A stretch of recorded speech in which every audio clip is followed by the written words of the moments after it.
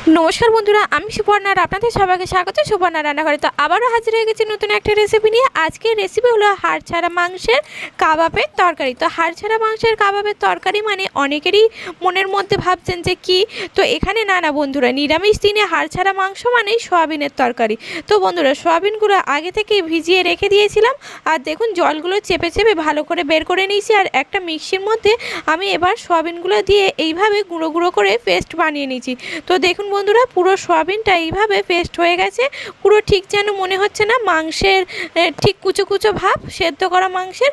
তো দেখুন বন্ধুরা, এর মধ্যে নিয়ে নিলাম আমি সেদ্ধ করা আলু, আর তার মধ্যে দিয়ে দিলাম আমি এখানে কর্নফ্লাওয়ার, আর তারপর দিয়ে দিলাম বেসন পরিমাণ মতো 2 চামচ আমি এখানে বেসন দিয়েছি।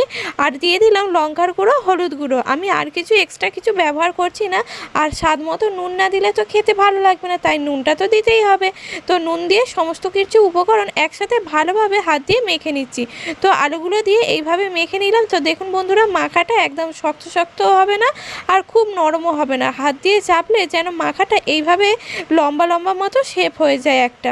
তো দেখুন বন্ধুরা, আমি কিছু সয়াবিনের এইভাবে গোল গোল করে কাবাব বানিয়ে নিয়েছি। তো কাবাবগুলো ভাজার জন্য আমি এখানে কড়াইতে সাদা তেল নিয়ে নিয়েছি। তো সাদা তেলটা গরম হয়ে যেতে আমি এক এক করে কাবাবগুলো দিয়ে দিলাম। দিয়ে এবারে এক পিঠ করে ভাজা হয়ে যেতে ওপর পিঠটা আমি উল্টে দিচ্ছি। উল্টে পাল্টে লাল করে এবারে কাবাবগুলো ভেজে নিতে হবে। আর এগুলো খেতে কিন্তু দারুণ হয়, আর দেখতেও দেখুন বন্ধুরা কি সুন্দর। আর নিরামিষ দিনে এইভাবে একবার সয়াবিনের কাবাবের তরকারি বানিয়ে দেখবেন, খেতে কিন্তু অসাধারণ।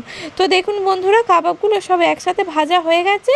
তো এবার ওই তেলের মধ্যে আমি দিয়ে দিলাম আলু। তো আলুগুলো একটু মোটা মোটা করেই কেটে নিয়েছি।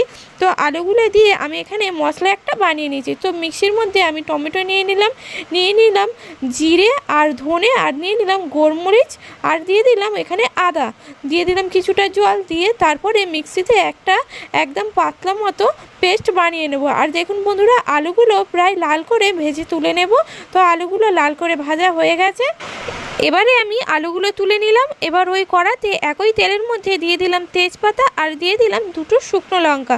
তো শুকনো লঙ্কাটা ভাজা হয়ে যেতে এবারে আমি দিয়ে দিলাম বাটা মশলাটা। তো দিয়ে এবারে ভালোভাবে কষিয়ে নেব। আর সবাইকে আগে থেকেই তো বলছি বন্ধুরা, এই সময় গ্যাসের ফ্লেমটা একটু মিডিয়াম আঁচেই রাখতে হবে। আর তারপরে আমি দিয়ে দিলাম এখানে কিছুটা পরিমাণে হলুদ গুঁড়ো, আর দিয়ে দিলাম একদম অল্প পরিমাণে লঙ্কা গুঁড়ো। যেহেতু মরিচ আছে, মরিচের ঝাল থাকবে, সেই জন্য অল্প পরিমাণেই আমি দিয়ে দিলাম লঙ্কা গুঁড়ো। তারপরে চিনি দিয়ে দিলাম, দিয়ে মিক্সির বাটি ধুয়ে জলটাও আমি এখানে দিয়ে দিলাম। দিয়ে এবারে আমি দিয়ে দিলাম ভেজে রাখা আলুগুলো। তো আলুগুলো ভাজার সময়তেই 80% সেদ্ধ হয়ে গেছে। তো দিয়ে আলুটা দিয়ে ভালোভাবে কষিয়ে নিলাম। এবারে আমি এর মধ্যে দিয়ে দিচ্ছি স্বাদ মতো নুন। এবার নুন দিয়ে এবারে আমি আবারও নাড়াচাড়া করে নিলাম। আর দেখুন বন্ধুরা, একদম মশলা থেকে তেলটা ছেড়ে গেছে, তার মানে একদম মশলাটা পুরোপুরি কষানো হয়ে গেছে। এবারে আমি দিয়ে দিচ্ছি বেশ কিছুটা জল। সয়াবিনটা এমনিই কড়ার মধ্যে দিলে জলটা অনেকটা পরিমাণে টেনে দেবে, তাই অনেকটা পরিমাণেই জল দিয়ে দিলাম। আর দেখুন বন্ধুরা, ম্যাজিকের মতো জলগুলো কিন্তু এক্ষুনি কমেও যাবে। আর তরকারিটা ফুটে উঠতেই এবার দিয়ে দিলাম ভেজে রাখা সয়াবিনের কাবাবগুলো। দিয়ে এবারে আমি কিছুক্ষণ আরও ফুটিয়ে নেব। আর ফুটিয়ে নিলেই হয়ে যাবে সয়াবিনের কাবাবের তরকারি। আর আলুটাও ভালোভাবে সেদ্ধ হয়ে গেছে। তো নামানোর আগে দিয়ে দিলাম গুঁড়ো গরম মশলা, আর দিয়ে দিলাম পরিমাণ মতো ঘি। ঘিটা একটু বেশিই দিয়েছি। নিরামিষ তরকারিতে একটু ঘি গরম মশলা দিলে খেতে কিন্তু অসাধারণ লাগে।